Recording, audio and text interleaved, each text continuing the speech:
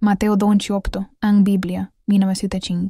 One pagkaraan ng Sabath, sa pagbubukang liwayway ng unang araw ng Sanlinggo, ay naparoon si Maria Magdalena at ang isa pang Maria upang tingnan ang libingan. At narito, nagkaroon ng isang malakas na lindol, sapagkat ang isang anghel ng Panginoon ay bumaba mula sa langit at lumapit at iginulong ang bato at naupo sa ibabaw nito. 3 At ang kaniyang anyo ay gaya ng kidlat at ang kaniyang pananamit ay maputing parang nibe. At sa pagkatakot sa kaniya ay nagsipanginig ang mga bantay at nangaging tulad sa mga patay. At sumagot ang anghel at sinabi sa mga babae, "Huwag kayong mga tatakot, sapagkat nalalaman ko na hinahanap ninyo si Jesus na napako sa krus.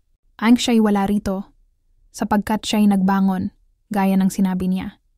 Magsiparito kayo, tingnan ninyo ang dakong kinalagyan ng Panginoon. At magsiyaon kayo agad, at sabihin ninyo sa kaniyang mga alagad na siya'y nagbangon sa mga patay. At narito, siya'y nangunguna sa inyo sa Galilea. Doon ninyo siya makikita. Narito, sinabi ko na sa inyo." At sila'y nagsiyaong madali mula sa libingan na may takot at malaking kagalakan at nagsitakbong pinabalita sa kaniyang mga alagad. 9 At narito, sinalubong sila ni Jesus na nagsabi, "Mga gagalak kayo." At sila'y nagsilapit at tinanganan ng kaniyang mga paa at siya'y sinamba. 10 Nang magkagayoy sinabi sa kanila ni Jesus, "Huwag kayong mga tatakot. Magsiparoon kayo. Sabihin ninyo sa aking mga kapatid na magsiuwi sa Galilea at dooy makikita nila ako." Ang pagsisinungaling ng mga bantay, 11 Habang nagsisiyaon sila, narito, ilan sa mga bantay ay nagsiparoon sa bayan at isinaysay sa mga punong saserdote ang lahat ng mga bagay na nangyari. 12 At sila'y nangakipisan sa matatanda at nangakipagsangunian, at sila'y binigyan ng malaking salapi ang mga kawal. 13 Na sinabi nila, "Sabihin ninyo, nagsidating sa gabi ang kaniyang mga alagad at ninakaw siya samantalang kami nangatutulog." 14 At kung ito'y mabalitaan ng gobernador, ay aming ilililo siya, at kayo'y aming ililigtas sa kabagabagan. 15 At sila'y nagsikuha ng salapi, at ginawa ang itinuro sa kanila. At kumalat ang sabi-sabing ito sa mga Hudyo hanggang sa araw na ito. Ang dakilang utos, Great Commission, samandatapuwat ang 11 alagad ay nagsiparoon sa Galilea, sa bundok na pinagbilinan sa kanila ni Jesus. Yumivin at nang makita nila siya, ay siya'y sinamba nila. Datapuwat may ilan na nangag-alinlangan. 119 At lumapit si Jesus sa kanila at nagsalita, na sinabi, "Ibinigay sa akin ang lahat ng kapamahalaan sa langit at sa lupa."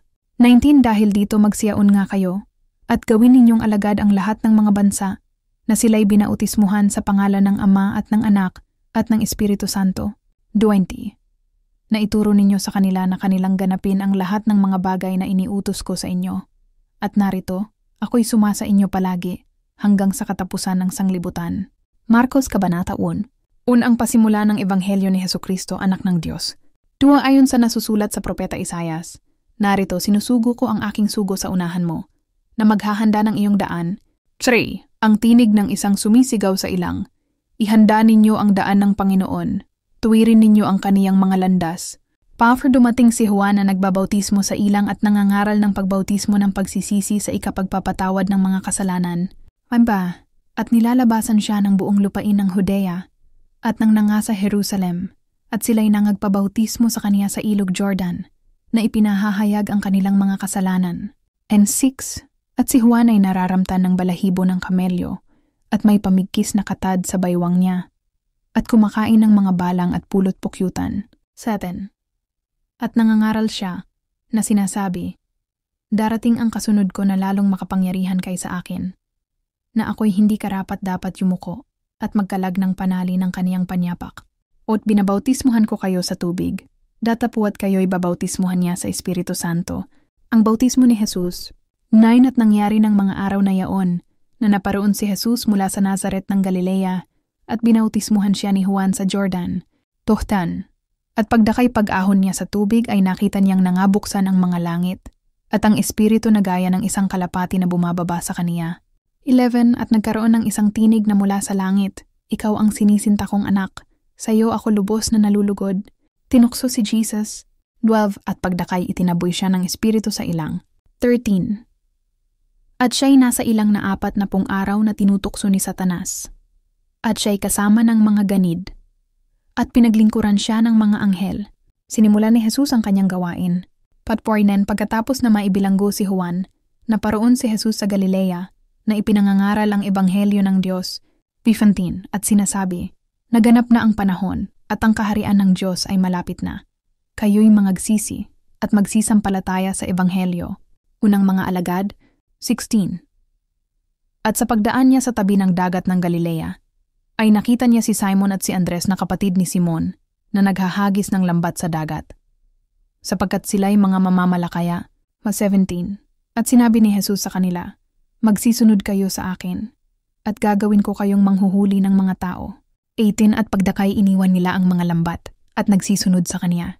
19. At pagkaparaan niya roon ay nakita niya si Santiago na anak ni Zebedeo, at si Juan na kaniyang kapatid, na nangasa daong din manghuhusay ng mga lambat. 20. At pagdakay tinawag niya sila, at iniwan nila ang kanilang amang si Zebedeo sa daong nakasama ng upahang mga lingkod, at nagsisunod siya sa kaniya. Nagpalayas ng masamang espiritu, 21. At nagsipasok sila sa Capernaum, at pagdakay ng araw ng Sabat ay pumasok siya sa sinagoga at nagturo, 22. At nangagbulala sila sa kaniyang aral, sapagkat sila'y tinuturuan niya na tulad sa may kapamahalaan, at hindi gaya ng mga eskriba. 23. At pagdakay may isang tao sa kanilang sinagoga na may isang karumal-dumal na espiritu, at siya'y sumigaw, 24 na nagsasabi, anong pakialam namin sa iyo, Jesus, ikaw na taga Nazaret? Naparito ka upang kami puksain? Nakikilala kita kung sino ka, ang banal ng Diyos. 25. At sinaway siya ni Jesus na sinasabi, tumahimik ka at lumabas ka sa kaniya. 26. At ang karumal-dumal na espiritu ay pinapangatalang tao, at sumisigaw ng malakas na tinig ay lumabas sa kaniya. 27. At nangagtaka silang lahat, anupat nangagkayamutan at nangagtanungan, na sinasabi, ano ito? Isang bagong aral, na may kapamahalaan, at inuutusan niya pati ang mga karumaldumal na espiritu, at sila'y nagsisitalima sa kaniya. 28. At pagdakay lumaganap ang pagkabantog niya sa buong lupain ng Galilea, pagpapagaling kay biyenan ni Pedro. 29. At pagdakay nang magsilabas sila sa sinagoga, nagsipasok sila sa bahay ni Simon at ni Andres, pati ni Santiago at ni Juan. 30. Ngunit ang biyenan ni Simon ay nararatay at nilalagnat, at pagdakay sinalita nila sa kaniya ang tungkol sa kaniya. 31. At siya'y lumapit at tinanganan niya sa kamay, at itinindig, at nawala ang lagnat, at siya'y naglingkod sa kanila. Marami ang pinagaling. 32. At nang kinahapunan, pagkalubog ng araw, ay dinala nila sa kaniya ang lahat ng mga may sakit, at ang mga inaalihan ng mga demonyo. 33. At ang buong bayan ay nangagkakatipon sa pintuan. 34. At siya'y nagpagaling ng marami na may sari-saring sakit, at nagpalayas ng maraming demonyo. At hindi niya tiniis magsalita ang mga demonyo, sapagkat siya'y kanilang nakikilala. Nananalangin si Jesus. 35. At pagbangon niya ng maaga, nang napakadilim pa, ay umalis at naparoon sa isang dakong ilang, at doon ay nanalangin. 36. At sinundan siya ni Simon at ng mga kasama niya. 37. At kanilang nasumpungan siya at sinabi nila sa kaniya, hinahanap ka ng lahat. 38. At sinabi niya sa kanila, magsiyaon tayo sa mga kalapit na bayan, upang ako'y mangaral din naman doon, sapagkat dahil dito ay naparito ako. Pinagaling ang ketungin. 39. At siya'y pumaroon at nangaral sa kanilang mga sinagoga sa buong Galilea, at nagpalayas ng mga demonyo. 40. At lumapit sa kaniya ang isang ketungin, na nakiusap sa kaniya at lumuhod sa kaniya, at nagsabi sa kaniya, kung ibig mo, ay mapalilinis mo ako. 41. At napakasaktan ng loob niya, at iniunat ang kaniyang kamay, at siya'y hinipo, at sinabi sa kaniya, ibig ko, luminis ka. 42. At pagdakay iniwan siya ng ketong, at siya'y nalinis. 34. At siya'y pinagbilinan niya, at pagdakay pinaalis siya. 44. At sinabi sa kaniya, huwag mong sabihin kanino man, kundi humayo ka, magpakita ka sa saserdote, at ialay mo ang iyong paglilinis ang bagay na iniutos ni Moises, na pinakatestimonya sa kanila. 45. Datapuat siya'y umalis, at nagpasimulang ihayag na mainam, at ipatalastas ang bagay, anupat hindi na pumasok na hayag si Jesus sa bayan, kundi napasa ilang na dako, at nagsilapit sa kaniya mula sa magkabi-kabila